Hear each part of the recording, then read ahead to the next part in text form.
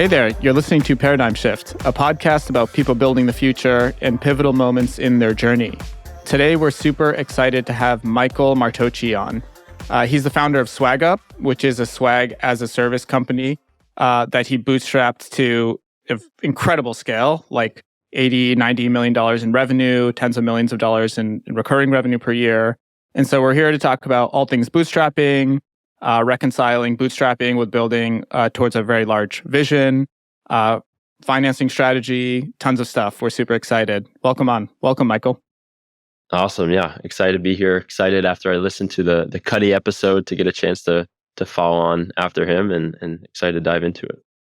Awesome. Yeah. Cuddy's the best. That was such a good interview. So I think for the listeners, it might help to just like set the context of what the business is and kind of what it does, the scale it operates at. Do you mind giving us a quick rundown of SwagUp? Yeah. I'll try to be quick. I mean, we operate in this pretty archaic industry, which is like the promotional products and swag world. And for the most part, people don't really know how it operates, and they don't really think of it as like this sexy industry. And it's because it's not. But at the end of the day, these are tens of billions of dollars of revenue going through these types of businesses a year. And there's really no like clear winner. There's a bunch of fragmentation. There's 30,000 different swag companies out there. And to me, like 5 years ago when we started, it was, if you asked like a high growth startup, hey, how do you manage this process?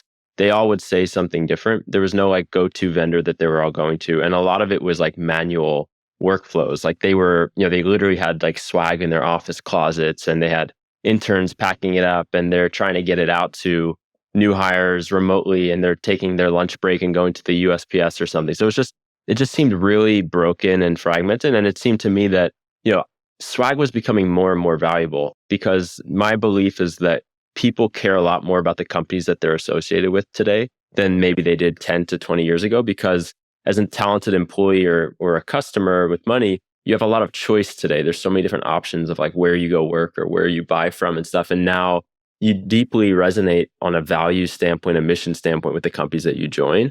And because of that, swag plays a really critical role in building this connection and bond between people at companies. And it's the same thing that you would, if you go to Harvard University, and the first thing you're going to do is get the sweatshirt at the bookstore because it embodies like, I've made it in here, I'm part of this family. And startups are in a very similar sense. So, I saw that swag was becoming more important. I saw that, venture-backed startups were getting a ton of funding and growing, and there just didn't seem to be like the go-to solution. And we aimed to be, that go-to solution at the time.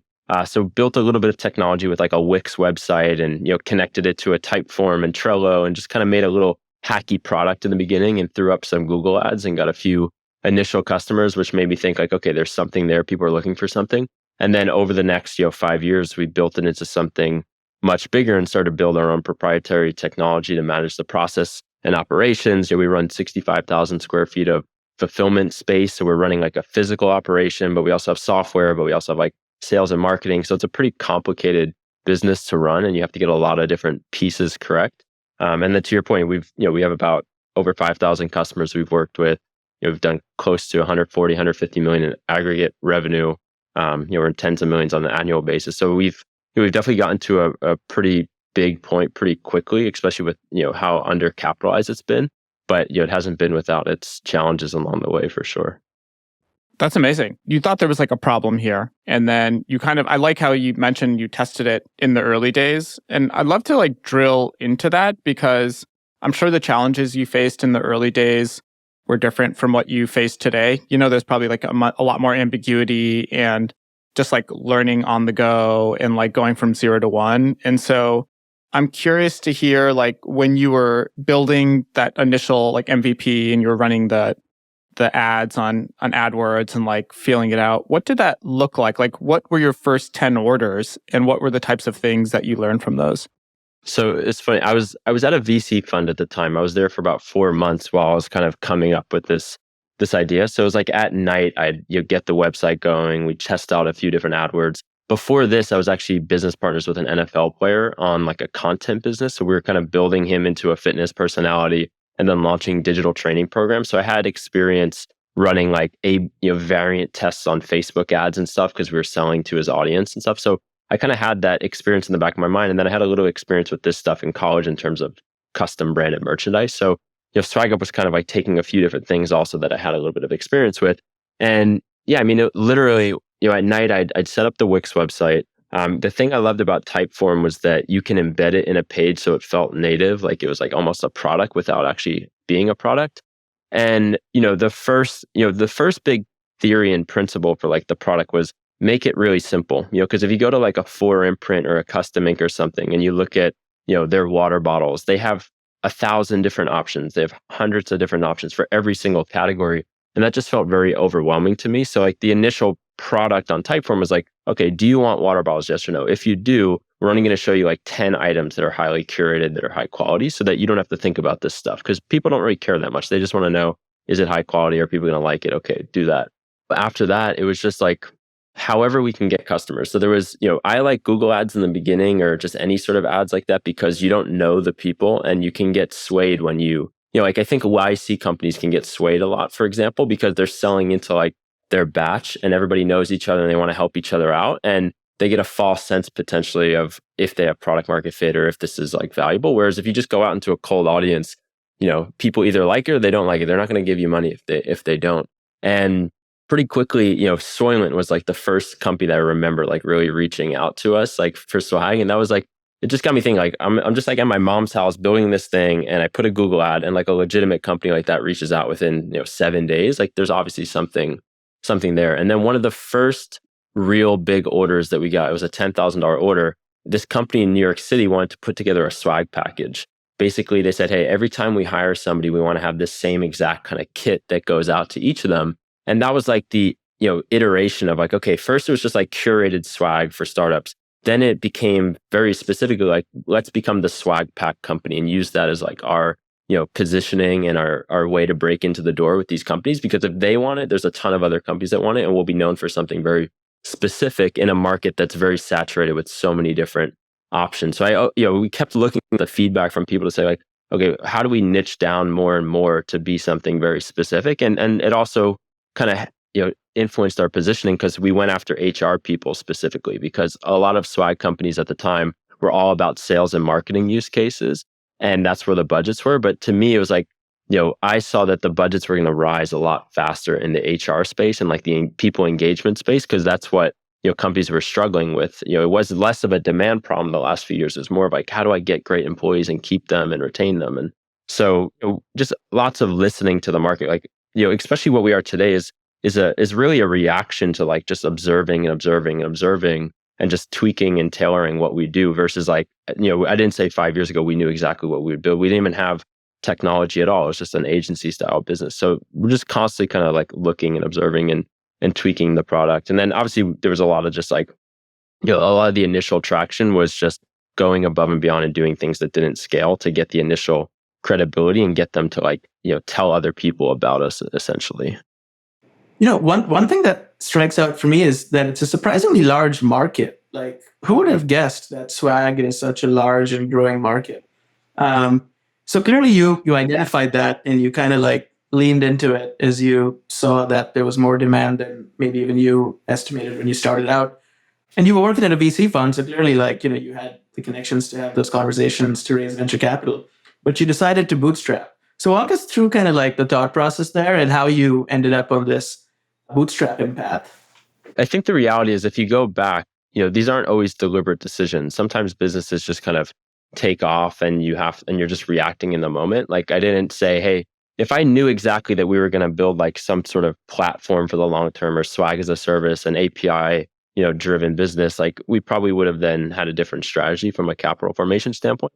But really the beginning was all about, are people looking for a better solution? And it doesn't cost a lot of money to figure that out. You can get a website going, you can get Typeform and Trello and Zapier and QuickBooks and all these tools that in aggregate can cost a few $100 a month.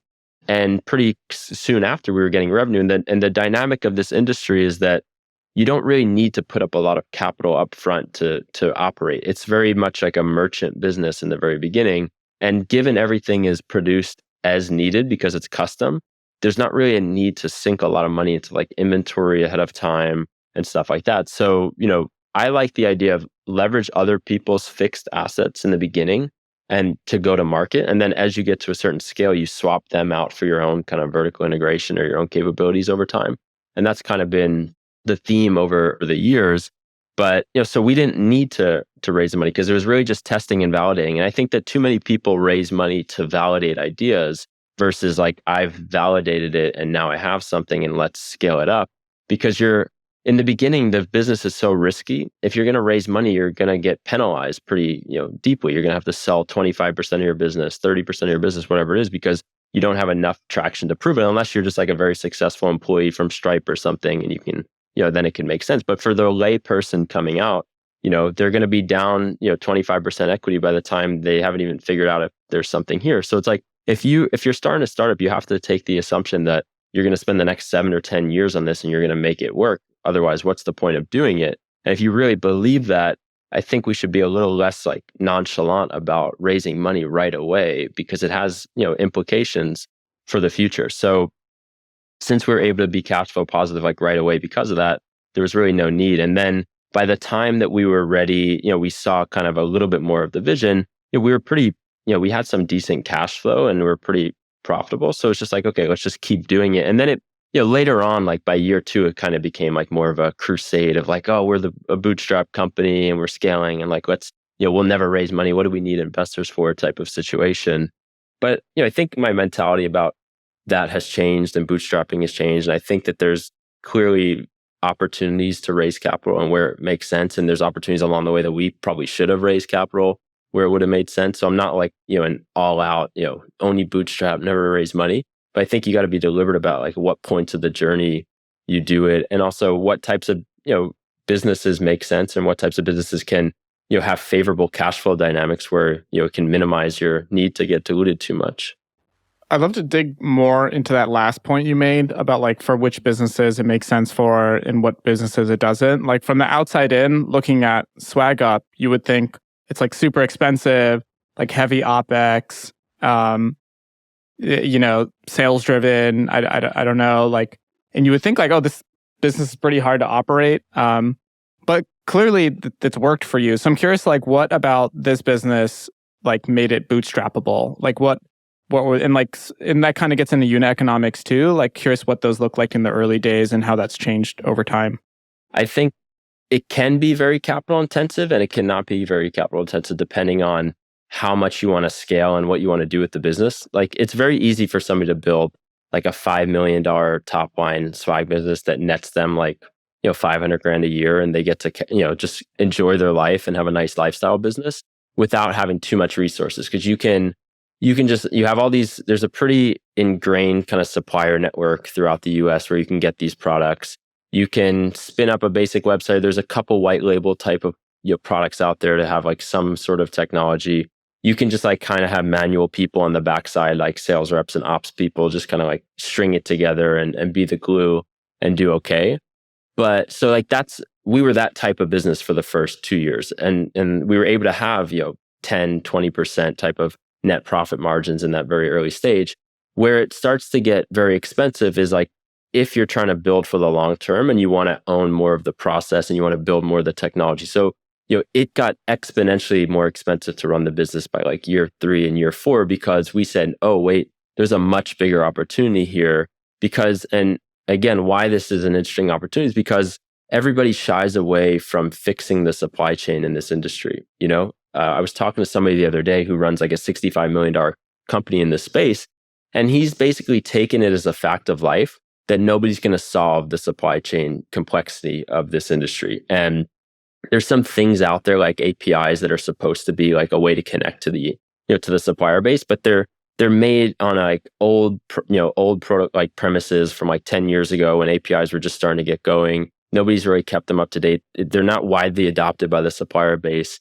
And it's a very low NPS industry. Like companies constantly drop the ball because they have so much third-party supplier risk in terms of like executing for companies. So it gets really expensive if you want to try to break free of those challenges. And we decided to build out all of our own operational infrastructure, like both technology to run the business and run the warehouse, but also the space itself. And that started to get very expensive. Then to solve these problems, you need to build proprietary tech. Like there is no off the shelf solution that is like really great for custom branded merchandise and dealing with this industry. And like, most of these companies, like I said, don't have integrations off the shelf that you can just plug into, and it's great. And that's why, to me, that's the big opportunity, is because if you can solve that side of the equation, that complexity, then the front end, becomes so much more scalable, and the customer relationship and experience gets so much better in a way that nobody else can compete with. And I use the parallel to like Fanatics. I think Fanatics has built such a great business, and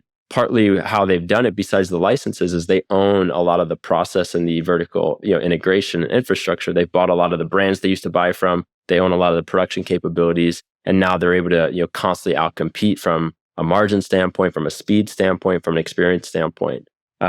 And then when you think about the margin profile and unit economics of these businesses, they're pretty low margin in general, especially if you're not operationally efficient. So the biggest company in the space is 4imprint, and you might have seen their commercials on like CNBC or something. They're like a web 1.0, just like traditional e-commerce solution to buying merchandise. And they have a pretty low average order value, probably like a few $100s, but they're like to the masses. They have hundreds of thousands of customers and stuff. And I think their gross margins like low 30s, like 32, 33%. And then their net margin is okay. It's like close to 10%, maybe 8% or something. So like net margin as a percentage of gross is pretty high, but that's because they've automated a good amount of like their process on the back end. We're closer to 40% gross margin, just because we have a little bit more pricing power than them. We're not really just selling the products themselves. We're selling like this solution, but we give away the software for free, at least currently. So we don't have like a software revenue element to it. Even if we do have software, it's more of like a way to sell more merchandise, basically. And from a net margin standpoint, it's really, for us, we just have a lot of money going back into, technology and operational infrastructure. So we're not really optimizing for that right now. But I think steady state long term, if you build the business the right way, you could probably get to 20%, EBITDA, margins at some point. So I'm trying to visualize the customer experience and how you integrate in the supply chain. So maybe we can just talk through that a little bit. So I'm a customer. I find you on AdWords, or maybe like through like a sales outreach. I've got a company of a couple hundred people. I want to issue annual swag or new employee swag. So I sign up to the website.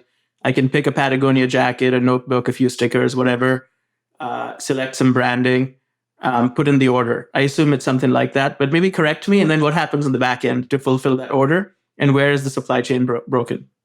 Yeah. So they, companies go on our site. We have a curated selection of about 300 or so products. All they have to do, we try to make it simple for the end user. Just pick the items you like and upload your branding, like your logo or something. From there, we have design teams on the back end that within 24 hours, you'll get like a whole mock-up presentation that goes into your dashboard, and you'll get an alert that says, hey, your mock-ups are ready to review. They can go and see item by item how they were all designed, and then you can go back on an iterative, change this, change that, I like this, approve this, don't approve this. So there's like a mock-up change request kind of change log process there.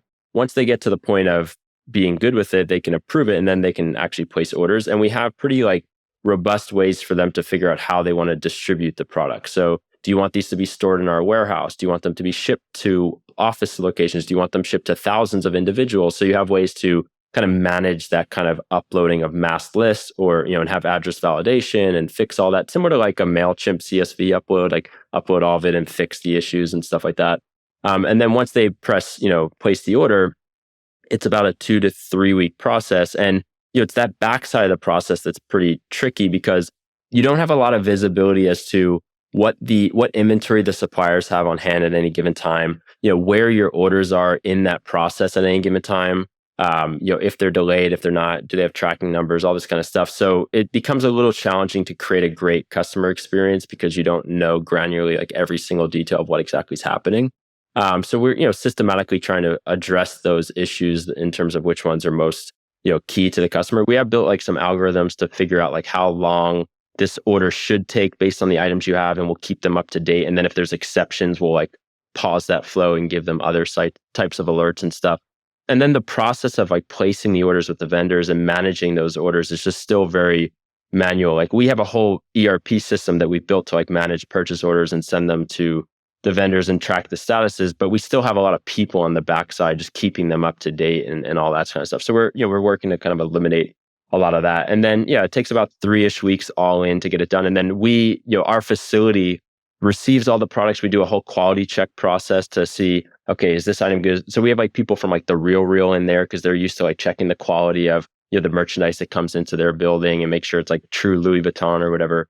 And then we do, kitting and fulfillment. So the whole like kitting process seems like basic, but there's no real technology out there to manage like a kitting, assembly line. It's not super standard. And like standard warehouse management systems aren't really great for that. So you had to build some of that stuff. And we have different like warehouse scan apps on like Android devices that we've had to build. So there's a lot to executing on the order. And because a lot of these orders have multiple components from multiple suppliers, there's just a lot of ways it can go wrong. And, and they have gone wrong for us in the, even to this day, but a lot more in the past. And we are constantly just trying to like get better and better and better. So we're always kind of like in experimentation mode. Like you're going to burn some bridges with some of these customers until the supply chain gets fixed. But we feel that the more control we have over the supply chain, the better we'll be able to provide, create an experience around it. Yeah, that's amazing. I mean, there's so much there that like is just hidden from the consumer, right? So that's very interesting. And who are some of these suppliers? Are they like big retailers? Like, are you going straight to Patagonia and I don't know, like the eventual brand, or are there like middle layers? And the reason I ask is if there's like smaller suppliers, sounds like they may not have ERP systems and electronic systems, but if you're going directly to Patagonia, presumably they have some software of their own that maybe you need to integrate into. So what does that look like? Well, first up, there's just a lot of intermediaries in the industry, unnecessarily. You have this kind of dichotomy of like suppliers only work with distributors and they can't sell directly to the customer. And then distributors are the ones that can sell directly to the customer. But even sometimes between the supplier and the distributor, there's like some middleman distributor. So it depends on the product. Like Nike items and some other brands are all sold through a specific distributor. You don't go straight to Nike for it. But then some other brands that are maybe, I would say, mid-sized direct-to-consumer types, you can just buy directly from them on a wholesale level. And again, some of them have like wholesale portals, and they might use like a Shopify and like use that as like a wholesale buying platform. And some of these companies, like their corporate ordering process is, just one random person that they put on that market, and they have like spreadsheets that they'll send you every.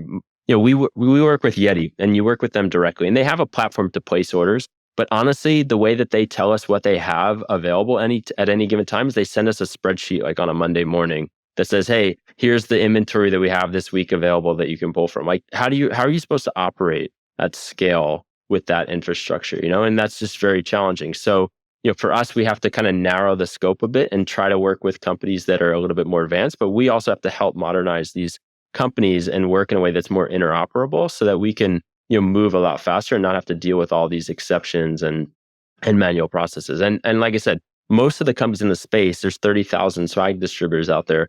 There are a lot of mom and pop, old fashioned companies. They're okay with the way it works as long as they can maximize their kind of like lifestyle and the cash that they're getting out of the business. They deal with it as it is. But I think that you can build a much bigger business in the space by solving those problems. Yeah, it's kind of a B2B marketplace, right? You integrated all of these like businesses on one side and like the suppliers and the buyers on the other side.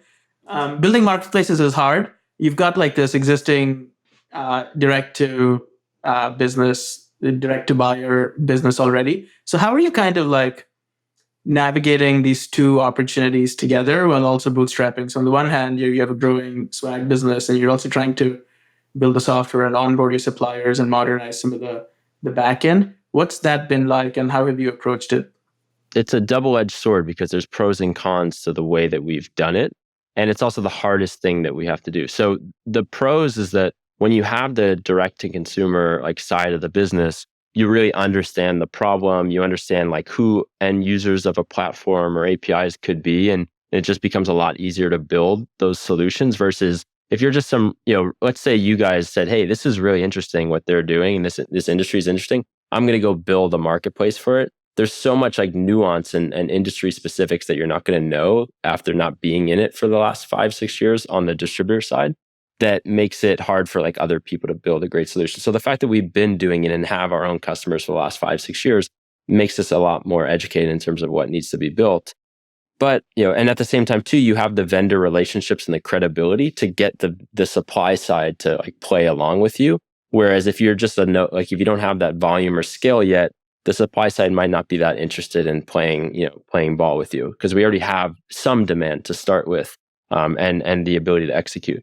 But to your point, as a bootstrap business or partially bootstrapped at this point, it's building a marketplace or a platform is a very expensive endeavor. These are things that don't just all of a sudden in 5 months lead to revenue. Like you're building things that don't exist and you're solving really hard problems. And it's not unlikely that you're going to sit like for 6 months and build like infrastructure that's not going to lead to any sort of revenue anytime soon. And you go back to like what business is bootstrappable? Like that's not a bootstrappable business. The only way you can bootstrap a business like that is if you have like some sort of front end agency business or e-commerce business that is basically funding the development of that. And that's kind of how we think about SwagUp. It's like our non-dilutive source of capital to finance this, but it also needs its own capital to make sure that that's progressing and you're spending on marketing and sales and those types of things. So you have to be very deliberate about how much are we going to allocate into the different sides of the business. But at the same time, they also are complementary because we feel that SwagUp's ability to scale is handicapped by lack of infrastructure and the supply side. So, we need to make some of those investments on that side to make this business operate, smoother and at scale. So there's some things that you're going to do anyway. But it's very challenging to, invest in the R&D, invest in the, physical warehousing and operations, while also trying to maintain profitability of what was an e-commerce business. Because the e-commerce business on its own could be a nice profitable business if we said, hey, we don't want to do any of that other stuff. But, that's not what we want to do. Yeah, but it also like solves your chicken or egg problem with the marketplace, right? So it does sort of uniquely position you to go build this marketplace. What does your team look like? So clearly you have like a bunch of people like driving the e-commerce business. Then what does your team look like on the marketplace side? I'm sure you have some software engineers who are kind of like taking a longer term view of like the work they're doing. So how have you sort of set your team up? And then would love to talk about cash flow because I know that's something you're like super good at managing. Yeah, I mean, the team has evolved over time. And this is the first year that we really deliberately said, hey, there are certain people and resources that are only focused on long-term orientated like platform work. Whereas in before, it was kind of like one leg and on one side of the equation, like you're kind of straddling both sides of the equation. And it's very challenging to make progress on the long term if you have people that are focused on both sides. So from like an engineering standpoint, we have 3 core product squads. We have 4 if you include the one that does like marketing and marketing automation, but that's a smaller team. The one squad that I oversee is the day-to-day team that manages like building out our swagup.com dashboard, making sure that business keeps the lights on, like all that kind of stuff. And then we have 2 other like more platform-oriented long-term squads that are building things like order management systems and product information management systems and vendor management systems and warehouse technology, all this stuff that may or may not impact anything in the next few months. And the idea was give them the bandwidth to like really focus on those things and not get distracted by like the things that pop up for the core business on a day-to-day basis. We'll have this other team that can do it.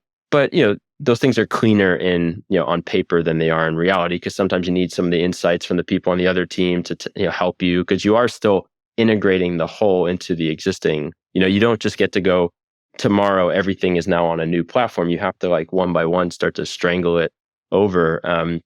So that's a little challenging. And we have about 25, 30 people on the tech team between designers, product managers, engineers, QA, those types of roles. We have about 150 total across the entire company.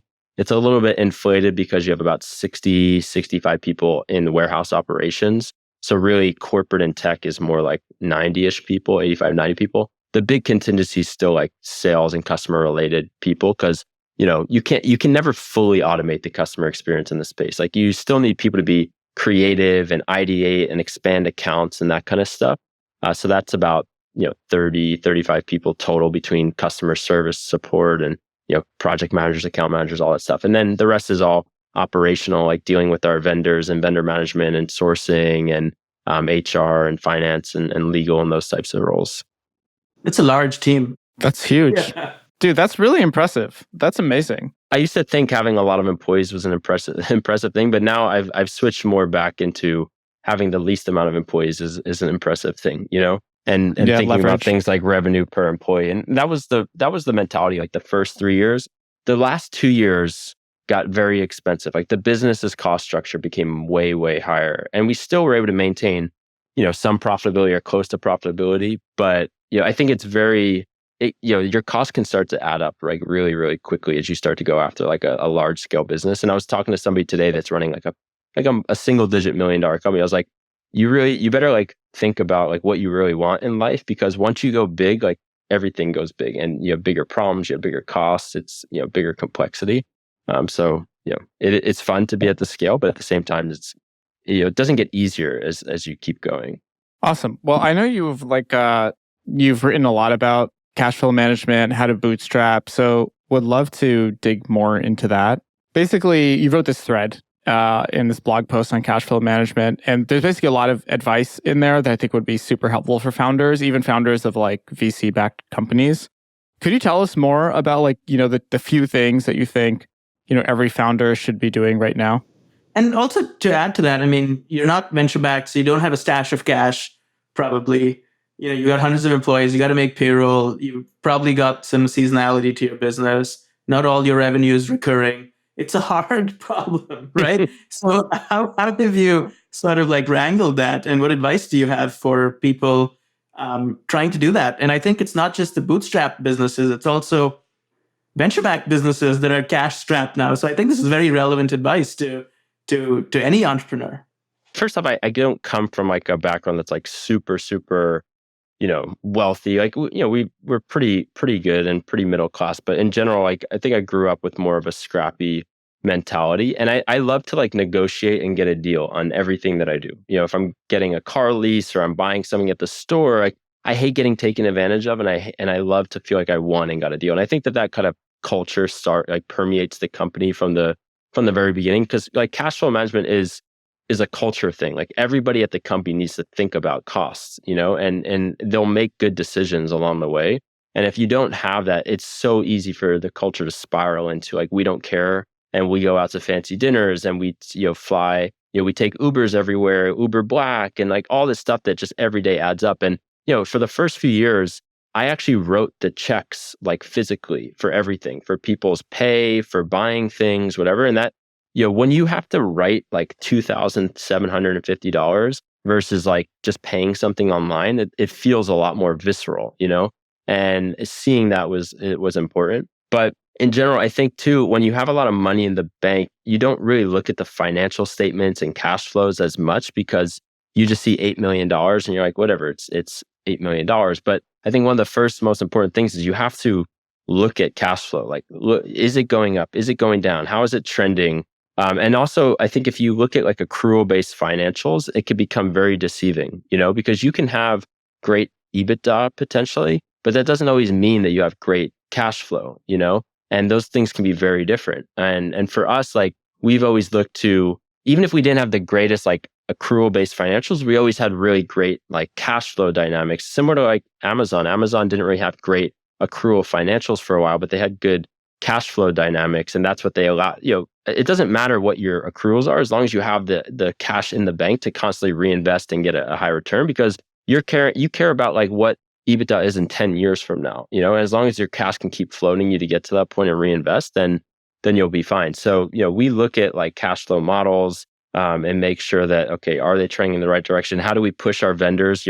Cash conversion cycles are all about how long it takes you to pay your vendors out, how long it takes your customers to pay you, and how long you sit on inventory. So we, don't want to sit on inventory, even though there's opportunities to grow margin. We said, okay, we just don't want to be in the inventory business, so we cut that part out. Payables with the vendors, you just gotta ask them. Like, you have to be aggressive and say, once you get a little bit of leverage with them, you got to push them to give you more, even if you don't deserve it. Get higher terms, get longer terms, go to one vendor and say, hey, if you don't give it to me, I'm going to go to this other vendor and they're going to give it to me. You have to hustle to get those terms longer, because once you get it somewhere, you use that as leverage right away to get other things. And we did this with like our shipping rates. I was able to piggyback on like a JP Morgan Chase shipping account for a little, and then went to UPS and said, hey, we get these great rates over with FedEx. Like, you guys better give this to us. And so you just have to like hustle to the things that matter the most. And then the e-commerce nature of the business means that we get paid out pretty quickly. And even with our enterprise customers, we tell them, hey, we don't want to do net 60 or net 30. We want you to pay us now or pay us a deposit. And if you have something that they need, they'll do it, And a lot of times the purchaser doesn't care that much. It's like procurement. So you just need them to kind of go advocate for you and say, hey, for some reason they need to get this paid quick because it's custom goods or something. So we just looked at a lot of those things. And then you got to look at, compensation is the thing that creeps up really quickly, obviously, within startups. So you have to build a culture of like, people do a lot of things here. We don't have one person to do one little specific thing all the time because that gets very expensive as a startup. You need more generalist type of polymathic thinkers who can flex across a few different areas. So obviously there's a lot more to it. I mean, managing cash flow, like I said, is a cultural thing. It's not like a specific tactic. But those are some of the main parts. From a tactical perspective, let's say I'm a founder listening and I'm like, okay, I'm inspired to build a simple bootstrap or a simple cash flow model and see where I can optimize. Like, where should someone start? What does like a V1 of a cash flow model look like? Well, I mean, the most basic way to like make one that I've done and have seen is like, you start with your starting balance of cash that you have at any given time. And you say, okay, how much do we anticipate, coming in this week? How much do we anticipate going out this week? And then what is the ending balance? And using that ending balance as the next starting balance. And then looking at, okay, why is so much inflow or why is so much outflow in this week? And why is the inflow so low? And then you really just have to rebalance those things. Like, how can I spread out those outflows? If we're supposed to have 250K coming out, on the 7th, how do we stretch that to the 14th? How do I unlock more credit through like different credit card products out there? Or maybe they have like a financing vehicle to get my purchase orders, paid quicker for a 2% fee or something, because cash is so valuable to companies for startups. And if you have to pay a 20% APR to get like your cash quicker, then you should do that, So the more that you can visualize it and say, okay, why is this cash coming in or out on these dates? And how can I either move the cash flow up or the outflows, further down? Then you have control over it. But if you're not looking at it that way, you're not going to like know where the levers are, where the opportunities are, and how much that can stretch you. And you don't realize like the same business can go out of business, months earlier if they don't manage their cash flow. The same exact business. It's just, you have to, structure it a little bit differently. You have to be aggressive. And also sometimes when the cash is really tight, it's like, you don't need to pay things right away. You don't have to pay for things right away. Like, there's always like room to kind of stretch these things out and, break up things into quarterly payments, break them into monthly payments. Like, don't try to get the discount and pay your Salesforce bill all up front because you want to save 10%. It's like, no, like stretch that out as long as you can. So we're always trying to defer as much expense down the line because you can't let all that bundle up like early on. That makes a ton of sense on the inflows, outflows management and deferring the outflows. On the inflows, how do you drive predictability in your revenue? Because I assume some swag purchase is transactional. I think some is probably recurring. But how have you kind of driven predictability there? I think it's hard, to be honest. I think it's like an e-commerce challenge in general of trying to get, an understanding, like, because you really start at $0 every month. We have models that will say, hey, based on how many active customers we have, this is how many orders they typically reorder in a given month, and this is what you're going to expect. So 30 to 60 days out, I kind of know exactly what the revenue is going to be in the future. But beyond that, it gets a little shaky to figure out what exactly is going to happen. And there's definitely a seasonality to some of what we do. Like Q4 is a big time with like gifting and all that kind of stuff. So, you have to look at, are there other service revenue line items that you can add into the business? Like storage is a line item for us. You can have like a premium managed service fee where you do like creative services and stuff like that to at least get some sort of baseline predictability. But, I think it's just the nature of the business that it's highly transactional. Totally. So that being the case, like, how do you think about how much runway you want to have? Like, you've got a lot of employees, maybe some are salaried, maybe some are hourly, but you've probably got to meet certain commitments every month. And so how do you think about how much buffer to maintain? Is it 3 months, 6 months? What has worked for you? I mean, for us, it's more about just building conservative financial models, So you have like, okay, here's the plan of what we're trying to achieve. But then here's like the bear case, if we do 30% lower than what we think, and here's our cost structure, what does that look like? And how much time does that give us? I think it's impractical for a bootstrap company to be like, oh, I need 18 months of runway at all times. Like this isn't a venture-backed company that has that kind of luxury. And I also think that that's kind of also just too much because that means you're under investing probably in the future. But I think, you want to have at least, try to have at least like 6 months of runway. Not if you do $0 of revenue, but maybe if your revenue gets cut in half or something, like somewhere around those levels, like make sure that, because you don't want to be scrambling or it's like, okay, I have 45 days and I got to figure this out. You want to give yourself the time to make good decisions. But, that's also, I used to think for a second in the bubbly type of times of the last few years that when you get to a certain scale, you're safe. But the reality is you're never safe. No company is ever safe, and you're never going to build it to where it's like, oh, there's no downside anymore. Like anything can happen at any given time. And you got to stay aggressive. Like you can't let your fear of running out of money pull you away from building the business that you need to build. But just be smart. Just model out like, hey, let's be realistic about what the world looks like. What does demand look like? Have a model for like demand gen and conversion rates, and like what can you, if you have a pipeline that's this big and this is what your conversion rates are looking like, what does that actually mean for your revenue coming up in the future, and then take another 20% off of that. And like if that happens, are you okay or are you not okay?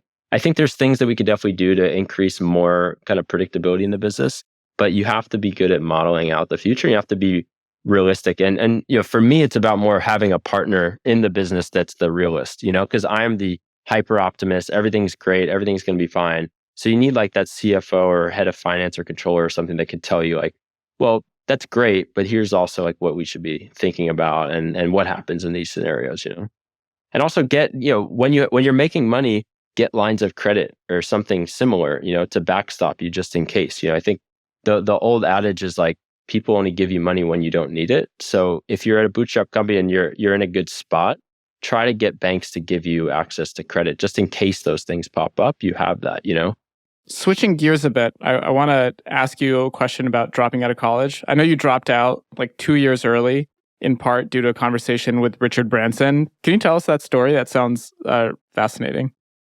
Kind of sounds like a pompous, arrogant story. I met Richard Branson. He told me to drop out of college, so I did it. But yeah, I mean, I was always a kind of kid that, I thought school was fine, but I didn't find it that like engaging, and I found it pretty easy in general. And I don't know if it's just I went to like an easy high school or something, but it was, I didn't think it was leading me to where I wanted to go. And I did a lot of my learning like on my own, talking to other people, reading a lot of books. So that was always like my mentality. And then going to college was more really just a way to get out of like a hometown and do something different and kind of like start your own life and meet people. And I ended up going there for finance. And I was really into finance at the time. I worked at a hedge fund as my first internship when I was there. I was like one of the first freshmen to get into the business school. I was doing really well. And I wanted to be a wealth manager. That's what I thought I wanted to do. I thought I was going to manage other people's money. But at the same time, I've been an entrepreneurial kid since I'm like 3 years old. I have pictures of myself on my Twitter where I'm like selling things outside my house as like a 4-year-old. So I always had that natural business inclination. And it was interesting. My mom was in finance, but my dad was an entrepreneur. So I had like both sides of the equation. It was always in me that I wanted to be an entrepreneur. And then midway through school, like the second year, my buddy from high school was like, hey, let's start an app to find other kids on campus to play basketball or volleyball with. And it wasn't so much about the app as it was like that catalyst to get back into entrepreneurship, because since I was like 15 to like 14 to like 19, it was all about finance. I was like into the stock market. I want to wealth manage. Like I kind of brushed off the entrepreneurial side of me for a little bit. And then that got it, reignited. And then it kind of basically awoke in me to like see the position I was in and be like, why am I here? Like why am I, if I don't want to be this, like who am I here for and what am I trying to prove? And if I don't want the degree, like what do I need out of this? And then I ended up, my mom was together with this guy for 10 years and he was pretty wealthy, and we went on a vacation to the British Virgin Islands, and somehow or another we ended up going to his island and met him. And what ended up happening was like every morning I'd be eating breakfast and he'd come up to me and be like, hey, do you mind if I eat breakfast with you? Or hey, do you want to play tennis with me? Or hey, do you want to paddleboard around the island or something? Like the guy's the nicest guy in the world. He's super, super down to earth. And it was almost like a privilege for him to be able to like hang out with me. That's the way he makes you feel. And anyway, so we get to know each other over the next few days. And then, by day 3 or 4, we start talking about like entrepreneurship, and I'm asking him questions and this and that. And his, one of the things he said is like, if you've never sold anything by the age of 16, then you're probably not an entrepreneur. And I know that goes counter to like, there's a lot of people that are successful entrepreneurs at 40, 50, but basically his idea is that like natural born entrepreneurs know they're natural born entrepreneurs from the beginning. And if that's truly the case, like school is not going to help you get to where you want to go. And he just encouraged me, if that's truly your demeanor, then you should probably get out of there as soon as possible and just start doing things. And I had already kind of wanted to do that anyway. And that was kind of just like the next confirmation to just pull the trigger and do it. So 2 weeks later, I got home and it was like winter break. And I just drove down to college and signed the papers and dropped out. And I didn't even tell like my parents or friends or anything. I just kind of did it on a whim. And I was like, I'll deal with the consequences later. And that's how it ended up happening. That's incredible. That's amazing. It's so cool that you had such like immense conviction at such a young age. You must be very mature for your age. I don't know how old you are, but I feel like you seem like precocious. Yeah, it was weird. I mean, when I was a kid, I used to love hanging out with like my friends' parents and stuff like that. I would go to their houses and I didn't really want to play video games with like them. I want to go hang out and talk to their parents and stuff. And I was always that kind of person. I actually told, when I was like 15 and I had nothing, like I wasn't successful or anything. I told my mom, I was like, I'm a top 10 best entrepreneur, like young entrepreneur in the country. I told her that. And I didn't even like start anything successful, but there's just something like I felt that I could just do anything. And I don't know where the confidence kind of comes from. And not to say that I've like fully lived that out yet, but there's definitely some sort of like predestination where like you feel you can make it happen and you do. Yeah. So we have a couple of questions we like to ask every guest at the end of the show. I'd love to jump in with the first one, which is about feedback. What's the most difficult or challenging feedback you've received and how have you incorporated it moving forward? First off, I got to be honest that I need to put myself in more positions to get more feedback. It's like when you're the solo founder and CEO of the company, a lot of times you're giving the feedback and you got to put yourself in these positions to get candid, honest reactions. We did some layoffs last year because we weren't venture backed. We started spending a little bit too aggressively because we were like gearing up to potentially raise a lot of money. And we ended up saying, okay, we're not going to do that anymore. The market shifted. We have to get back into like our scrappy roots. And because of that, and because of where we think demand's going, like we need to, pull back. And we just started to focus on things that didn't really matter and hire, people that weren't what we needed and stuff. But I think after that was like really, really difficult because it led to a ton of people that like question us as like leadership and our ability to make good or bad decisions. There was a lot of like really negative Glassdoor reviews and people that just like, one person said like, you boast about not going to college. Like, why are you running a business type of thing? Like you don't know what you're doing. So there was a lot of that. So it wasn't like anything, one person or specific, but, definitely questions, do you are imposter syndrome type of stuff. Like, do you actually know what you're doing? Like, do you have what it takes to run this business? Like, why didn't you make these decisions sooner? And the thing was, we made these layoffs in like, May. It was like pretty early of last year. And it was before everybody was doing all this stuff. So for our team, it was like a very big shock and very different than what they'd seen. So they felt it was very much like an us problem, versus then the next 12 months, like everybody's doing this. Every company is doing, even the biggest companies in the world. So I think it's become a little bit normalized, but there was definitely a feeling of like, we don't know how to plan correctly. We're being, reckless about, how we spend and how we think about modeling the future and all that kind of stuff. And then the other thing too that I've gotten feedback on is that I'm just, you ever heard, that guy Hiten Shah, I think his name is, he used to say that they would say that he drops like hidden bombs, which is he just goes into conversations and does, hey, we should do this. And he drops the bomb and then leaves basically. And I think that I do that sometimes too. It's like I get excited about stuff and I go tell people like, hey, the head of marketing, like, let's go do this. And head of product, like, why don't we go do this? And I just leave them with like a ton of ideas and stuff and then no follow through. And it's just like, I'm a little bit scatterbrained in terms of different focus areas at time. And there's also a thing like as a CEO, everybody looks to you and thinks that what you say is so important when you don't think of it that same way. So I might just share a link to something that I read on Twitter that I think is interesting.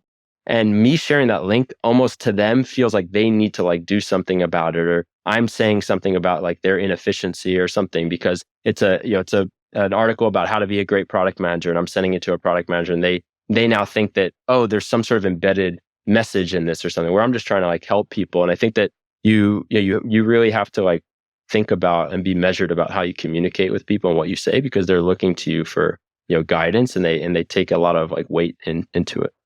Those are really deep reflections. I love that. The second point, we've definitely heard like several people talk about that, how like small comments they make can be taken as directives, even though like they did not intend them to be taken as so at all. And on the first one, I mean, that's just a hard problem. There's no like perfect way to do layoffs. It's like people's lives, and it's just like it's really rough for everyone involved. The last question is around superpowers. Everyone has a set of skills that feels like play to them but work to others. And we found that a lot of the people we have on the show like kind of identify their superpowers and tend to lean on them all day. I'm curious about like, are there certain things or activities or skills that you found that you kind of are your go-tos and you like to go deep on a daily basis? The thing I love to do the most is like break down really, really complicated problems. Like our chief supply chain officer says, like in a different life, you should have been an industrial engineer, because I like to look at something and then break it down to all of its like components and try to diagnose like where it's going wrong. Like one of the most fun projects that I did recently was we refactored our shipping algorithm for how we quote out bulk shipments. And it was just such a fun project because I'm in our facility, in our warehouse, talking to people on the ground. I'm talking to our engineers. I'm saying, okay, in our document, in our code, like what are we doing at this moment? What's the logic here? And then I'm going out to the warehouse and saying, well, what do you guys see on your side? What's your process? And trying to like bridge the dots from all these different areas to figure out what exactly is going on and what the solution needs to be. And I think a lot, even navigating kind of like those layoffs and stuff as a bootstrap company, and like, do we have enough money? Do we not have enough money? Like these are really complicated situations. And I think that I'm pretty good at remaining calm and then really trying to break them down and understand, okay, well, what can we actually do about it, versus thinking of them in the abstract and saying, oh, these are really large projects, large challenges. I don't know what to do about it. So I think that's the thing that I've done pretty well throughout. And then just in general, I think you have to have incredible curiosity, and I think that that's something that I enjoy, is like, I'll always dive 2, 3, 4, 5 layers below the surface because I'm just genuinely really curious about it. And it goes, it's the same thing, like being an industrial engineer, it's like, you want to dive into like what exactly is happening, what are the mechanics? And that doesn't just happen through observation. You have to like go a few layers deeper. So I do a lot of like modeling, and I'm in like spreadsheets a lot, and that's super analytical. So I think that curiosity and the ability to break down complexity is kind of the theme of the things that I enjoy and do well. That sounds very on point. That's awesome. Michael, thank you so much for coming on. This has been such like an amazing conversation. Very impressed by everything you've done. And I know it's just the beginning, and we'll love to stay in touch and have you on again at some point in the future. For sure. I'll let you know how we navigate the low resources and large platform ambitions.